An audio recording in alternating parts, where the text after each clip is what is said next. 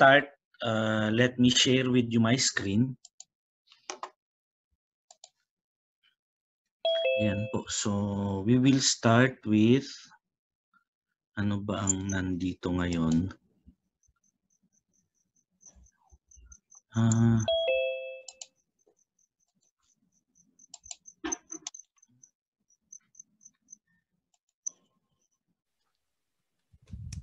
Risk management techniques. Yung risk management techniques po natin, ang number 1 po sa ating list ay ang when you encounter, this is how you manage risk in the market. Ano po? Wala. Oo. Ang pinakauna ay cut loss. So, ibig sabihin, pagka na-reach yung cut loss mo, you simply cut your losses short. Ibig sabihin kasi nito, ang tendency kasi sa atin, if we do not put a cut loss position, pagka nandyan na yung presyo at lumalaki na yung losses natin, umaasa tayo na babalik pa ang presyo dun sa, ay makakabawi pa ako, I will just tolerate some more. Nag-tolerate ka na naman ng losses mo. So tolerate hanggang nung namalayan mo, paubos na pala ang pera mo. So nung naubos na ang pera mo, now you are, instead of managing your risk now, you are now caught in a decision to preserve a little bit of what is left in your principal. So yun na ang pinagkakaabalahan mo ngayon. Ay may naiwan pa akong $10, I want to save that, so I'll cut my position now. So is that logical? Relative to your trading purpose or trading plan? Hindi, kasi ang basis mo ngayon is not relative to price action. Ang basis mo ngayon is relative to your money, relative to preserving your money. Walang kinalaman ang market movement sa pera mo. So ibig sabihin nito, nagdedesisyon ka ng ayon sa market movement na ang gamit mong basis sa decision mo ay ang dami ng pera mo. That is not good. That is why, in order for us to protect ourselves from undue, unwarranted decision making, kailangan po I will answer your question po. Tatapusin ko lang po ito.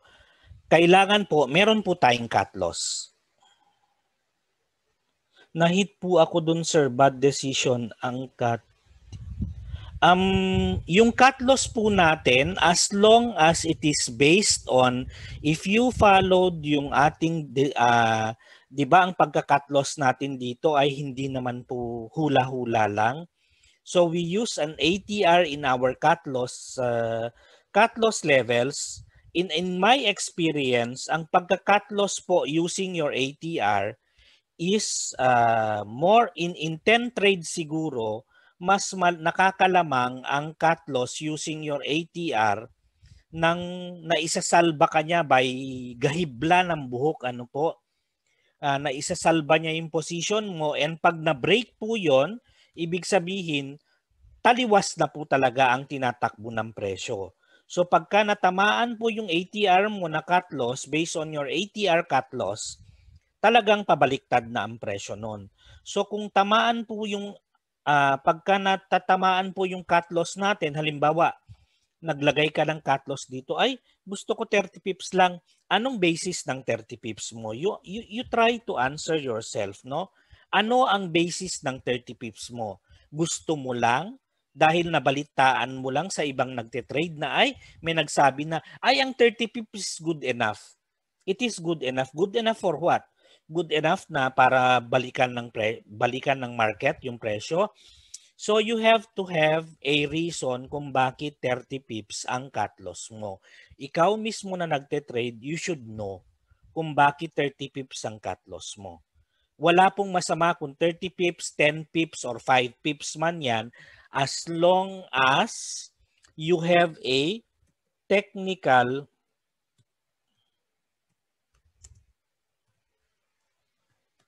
analysis-based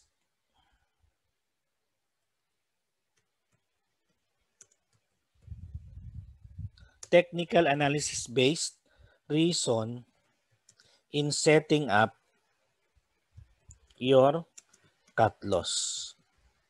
Yan po.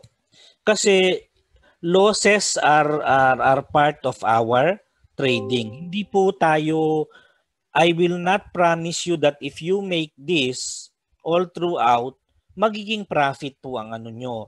It is in our, sometimes we may encounter really bad times and we trade 5 successive trades na talo lahat. So it is in mitigating and preserving, it is in mitigating and computing for your cut losses before you trade na mapre-preserve mo yung capital mo. Kasi what we want here is consistent return on our investment. So ibig sabihin at the end of the month or at the end of the year, kahit pa naka-encounter tayo ng 5 losses, mas malaki pa rin ang balik sa atin ng ating pagte-trade kung tayo ay nagiging disciplined sa pagte-trade po natin. So I hope I am able to address yung question po ni Ma'am Rachel. Ayun po. So ang pangalawa po is cut loss and reverse. Yan po ang pangalawang risk management technique natin. Ang cut loss and reverse, pagka inabot yung presyong to, so alam mo na magka-cut loss ka kasi alam mong pabalik, halimbawa, no? You had buying at, let's say, ang buying mo sa Japanese yen ay 104.50. Umabot ang presyo sa, instead of going up, bumaba siya. So ngayon natatalo ka, di ba? Kasi bumaba siya ng 104 flat. So ang sabi mo, nung 104 flat, nag-cut and reverse ka. Anong ginawa mo ng cut and reverse? Kasi alam mo na sa 104, didiretso na ito ng 103. So meron pang 100 points dito. Kaya dito, sa 104 flat, nag-sell ka.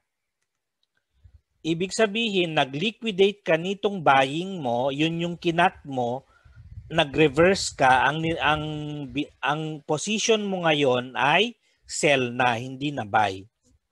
So you now are selling at 104. If it reaches 103, you'll be making 100 pips. So you lost 50 pips here and you ended up overall is still positive ng 50 pips. Yan po ang cut and reverse. Number 3 po natin is averaging. Ang averaging po, ang averaging naman po, halimbawa, meron kang buy dito, you buy at 104, tapos bumaba ang presyo ng 103, you bought again at 103, buy ka again at 103. Ito po ay para sa mga taong malalaki ang puhunan. Habang bumababa ang presyo, talo ka ng talo, ikaw ay bili ng bili. So halimbawa, bumaba ang presyo ng 102. Bumili ka ulit. Let me, your current status is, ang current status mo dito is this one. Ano po?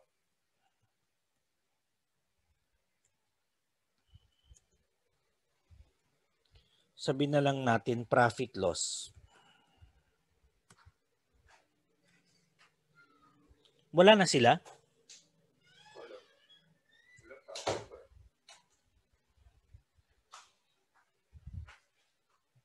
Ang profit loss mo dito ay from 104 to 102, you have 200 points na talo. And then dito, 104 to 103, you have 100 pips na talo. So overall, ang loss mo nung dumating sa 102 ay 300 pips loss. So let me just do it this way. Yan. So 100 pips po na loss dito. Eh, bakit ayaw niya?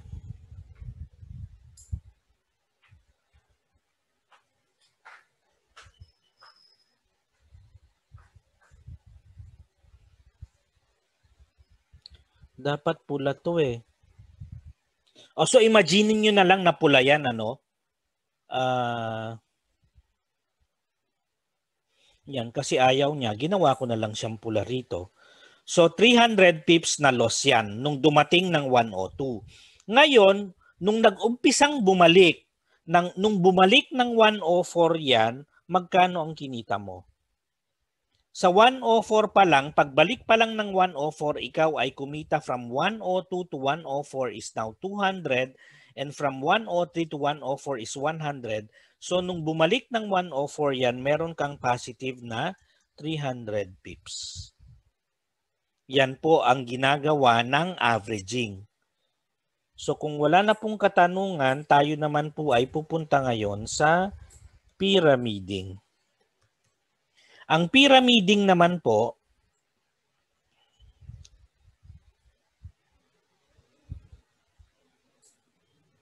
ay this is pyramiding.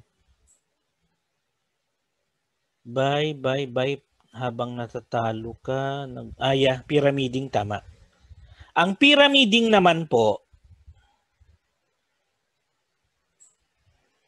you have buying here. Ang presyo ay 102, nag-buy ka. Umakyat ang presyo in favor sa'yo, nag-buy ka ulit. Umakyat ang presyo in favor sa'yo, nag-buy ka ulit. So, ang ano po niyan, ang lesson po niyan, while strike while the iron is hot, no? Yun yung what it is trying to imply. So instead of taking advantage of price from 102 to 104, kasi if you did not trade in between, you will only stand to gain 200 pips from 102 to 103. Tama po, ay 102 to 104. 200 pips lang ang kikitain mo dyan. But you still opened another position at 103, nag-ano ka ulit, nag-open ka ulit ng position dyan, nung pumunta ang presyo sa 104, you stood to make a profit of 100 pips ulit. So ang ibig sabihin dito, kumita ka ng 300 pips. So instead of ang kinita mo lang is plainly from 102 to 104, single trade, 200 pips, straight up trade, from 102 to 104, 300, in between, naglagay ka pa ng presyo, naglagay ka pa ng buying in between, so kumita ka pa ng extra 100. So ang total na kinita mo from 102 to 104 is 300 pips. That is pyramiding. Ano po? Ang number 5 po natin ay ang tinatawag na hedging or locking. Ang hedging or locking naman, halimbawa nag-buy ka sa 104,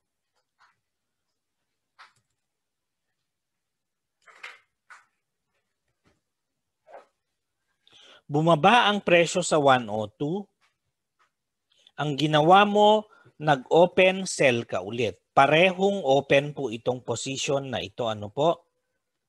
Open, open pa uli yan. Open yan. So simultaneous two open positions in opposite direction. So nung dito, di ba, bumaba ng 102. So, ikaw ngayon ay talo ng 200 pips.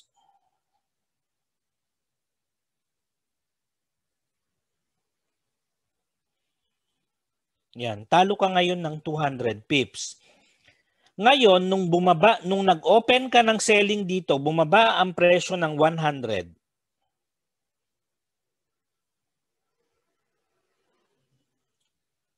Ikaw ngayon ay kumikita sa selling mo ng 100 pips. Pero ang buying mo ay talo ka from 104 to 100, you are now losing 300 pips, 400 pips, tama po ba ako? 104 to 100 is 400 pips. Yan.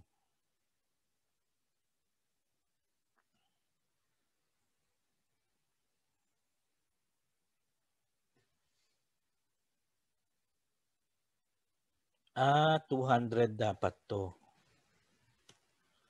200 pips. From 102 to 100, 200 pips. No, tama po? So overall, ang talo mo pa rin dito ay 200 pips na 200, you are locked in a 200 pips loss. Clear po tayo dyan kasi kahit na biglang umakyat ng 105 ang presyo, kung nakalock ka dito sa 200 mo, if you now take into consideration your open positions, what are you making? From 102 to 105, selling ka, di ba? So talo ka ng 300 pips.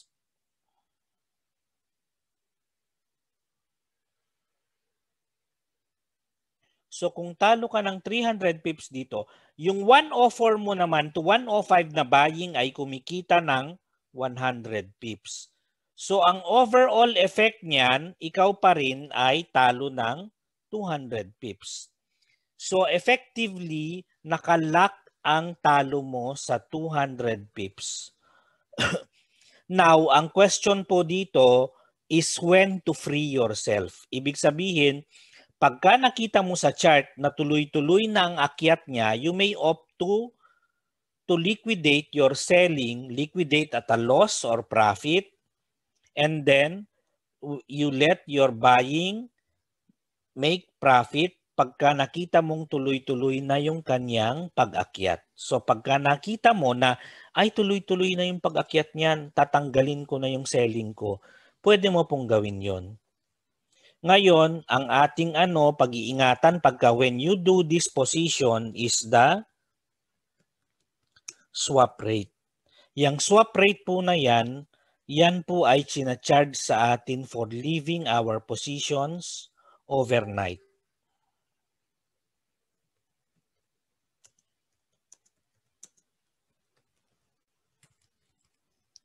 Charged by the broker for leaving open positions overnight. Kasi 'di ba nangungutang tayo sa kanila pagka nagte-trade tayo? You remember yung ating because of margin? Yan. So ang basis po niyan based on LIBOR rates. Ang LIBOR po, ang ibig pong sabihin ng LIBOR is London Interbank Overnight Rate. Yan po ang ibig sabihin ng LIBOR. So it is based on that, kung ano ang prevailing LIBOR rate, yun po yung i-apply sa atin sa ating swap rate pagka when we leave our position open overnight. Yung overnight natin is ibig sabihin naka-open siya come 5 a.m. So ayun po. So kung wala na pong katanungan dyan,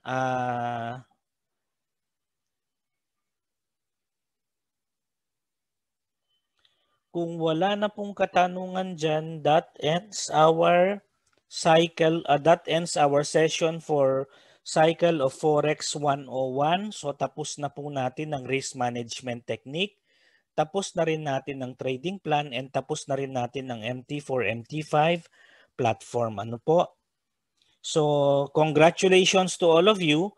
dahil natapos nyo na napagtiyagaan nyo ang ating Forex 101, so at least ngayon ano po, mas clear na sa inyo yung mga concepts or things that you will encounter in your study of Forex. So you now know the basics ng Forex natin. Maalam na kayo sa currency pair conventions, what is a pip and what is a point, margin and leverage, profit and loss, bid and ask, buy or sell, technical analysis, introduction to kinds of charts, peak and trough analysis, and yung bago lang nating natutunan, MT4 platform, trading plan, and risk management techniques. Ang paggawa ng trading plan.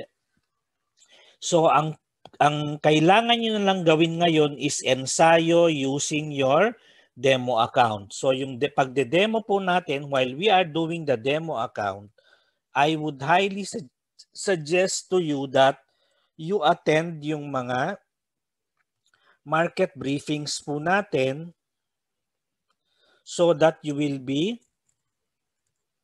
accustomed or you will be introduced to how we analyze the market. Ayun po. So kumbaga parang gusto mo mag-aral magtuto, gusto mong mag-aral magluto, tumambay ka sa kusina, huwag kang tumambay sa hapagkainan. Yun po yung ano po natin. Ano po? Yun yung ating ano diyan. Ang ating the logic behind it is if you want to learn how to trade, you have to hang out where traders hang out, because kung mag-hangout ka sa iba, hindi ka matututo. You have to hang out where they hang out. So where they hang out is usually in our market briefings every morning. So that is where you can ask questions, or you can choose to learn from you can choose to learn from you can choose to learn new things from depending on the market situation or depending on the opportunities being presented by the market. Yun po yung inaaral natin sa ating market briefing, and usually po you are given a chance to do that pagka kayo po ay nag-fund na or nag-download na, nag-register na po ata, no? So yun lang po naman ang hinihingi po sa inyo in order for you to opo. Ito po.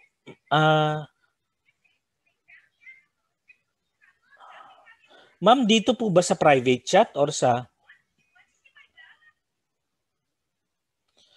yung ano po, yung kay Ma'am Joanne, please yung link niya, yung link ni Ma'am Joanne na pinadala niya sa inyo, i-click nyo lang yun po if you want to demonstrate or if you want to register or download the demo account ng Infinox, i-click nyo lang po yung yung link na ipapadala ni Ma'am Joanne sa inyo para po ma-download nyo ng maayos, kasi if you are not going to use the link, tendency po pagka nagka-problema po kayo, nobody is going to help you. Nobody will be able to help you kasi si Ma'am Joanne po ang tutulong po sa inyo pagka may mga hindi po kayo alam tungkol sa registration. What to put there or what to kung halimbawa hindi kayo nagugulumihanan kayo kung ano yung ilalagay nyo doon, Ma'am Joanne will help you out kung ano po yung ilalagay nyo doon. Ano po? So you click yung link na ibibigay ni Ma'am Joanne sa inyo sa pagda-download po ng ating demo account at sa pagre-register po natin sa Infinox.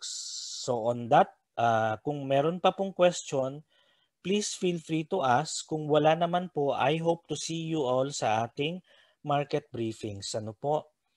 Kasi sa market briefing, doon kayo matututo ng marami po talaga kayong matututunan.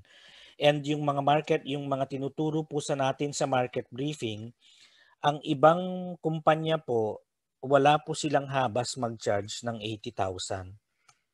Yan po. Diyan po sa atin, ang tinuturo po natin yan ng libre.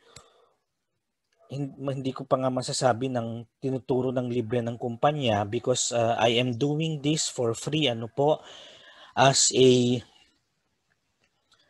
as a commitment to our previous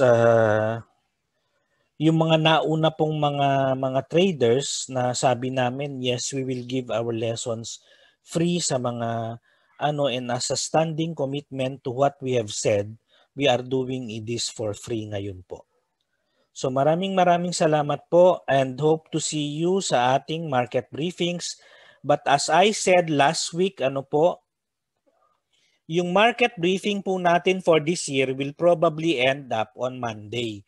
Kasi po, kung papansinin po ninyo, ito po yung inaantay ko lang na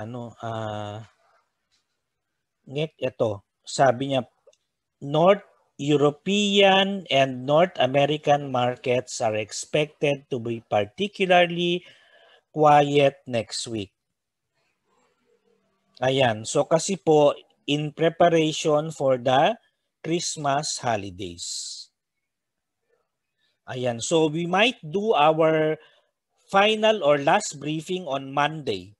Sa Monday na po ang last market briefing natin for this year because of quiet trading sessions next week. So ayun po. So on that note, maraming salamat po sa inyo and hope to see you sa ating Monday briefing po next week.